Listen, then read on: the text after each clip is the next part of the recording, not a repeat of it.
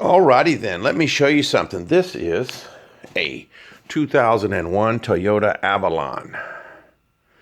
I've got some check engine lights and some, it won't pass smog, let's put it that way. So I'm trying to narrow down. It's got 250,000 miles on it. And I went ahead and replaced the spark plugs. Oops. They're not, the front three here are easy to do. You see my finger. This one, this one, this one. The back three are back here underneath the intake manifold. Yay. You got to do that by feel.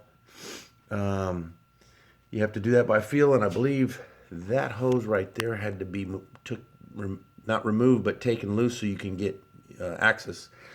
No fun to do those back spark plugs. Anyway, now spark plugs are done. New air filter, because the other one was really dirty. The air filter goes inside this and that, which is out right now because I decided to go ahead and replace the fuel filter also, being I don't know when the last time it was. And that's the fuel filter right there, brand new. But no fun to get to from the top. It's better to go from the bottom, but I don't like working underneath cars.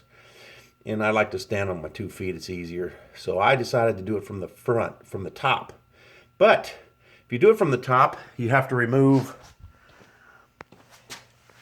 that, your air, where the air filter goes in, your air intake. That's not a big deal. I recommend you take it off here. Those, there's maybe a little heat involved there. Those didn't want to budge so much, so I said, always go from the easiest spot, and those popped right off right there. So I would take it off there. That gives you plenty of room. And then you have to take this little booger off. The ABS control module. And don't bother with these two. You think that that's how it comes out, but it doesn't. I found that out.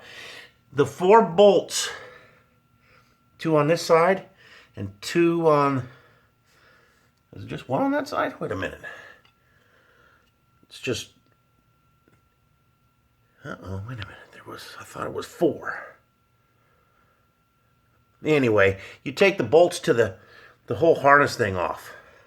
The biggest bitch is going to be taking this connector here off. Oh man, I ended up breaking it because I couldn't figure out how it came off. Or, you know, they get old, 250,000 miles, heat, it's brittle, and connectors will break really easy. And this one was these two, where'd they go? Oh, they're not on there. They slide onto this right here. These two here pop. You just, after you disconnect them, it's like a push and a pull.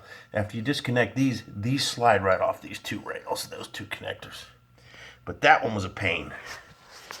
I'll show you that one. I'll show you the outside parts of what's left of that one.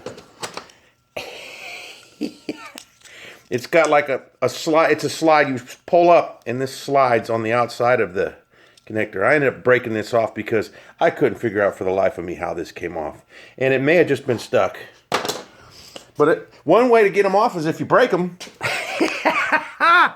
And that connector is, shit, right here. That black piece that I just showed you slid over this. So this plug, getting that plug out was no joke either after I broke that off. So that fits nice and snug, so I'll probably be okay without putting that other piece back over it. But anyway, there's the other 2 plugs that come off. And you get that, and of course, you got to take your hydraulic lines all out. And you're going to spill some hydraulic fluid. I drained what I could out of the master cylinder from that hose there. And then you get that out, and then you can access, there's a bolt there, and there's a bolt on the other side over here that come right off. It's easier to take those off. There's a clamp that holds this in on the other side over here, but it's a lot easier just to take it right off the frame there. Take those 2 off and then pull that out. And you'll have to watch another video on how to, there's a guy who made a video on how to get this off. You can look up his video. And that's without the cover on it right there. Let me show you the cover. Where's the cover at?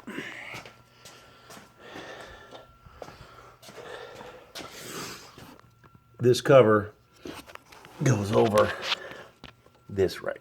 Where we at? This cover goes over that right there. You pull that cover off.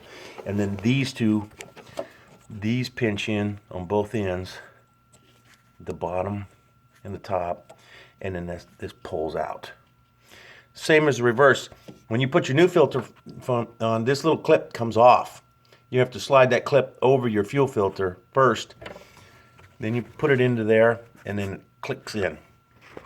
And on the bottom is a screw in. Anyway, new fuel filter. Probably wasn't the reason why I was doing codes, but since I'm going to have to pull this thermostat, I'm getting a thermostat code. Since I'm going to have to pull this thermostat out anyway, might as well do all this so I don't have to go back down here again. And before you put this cover back on, turn the car over and make sure you're not getting any fuel leaks.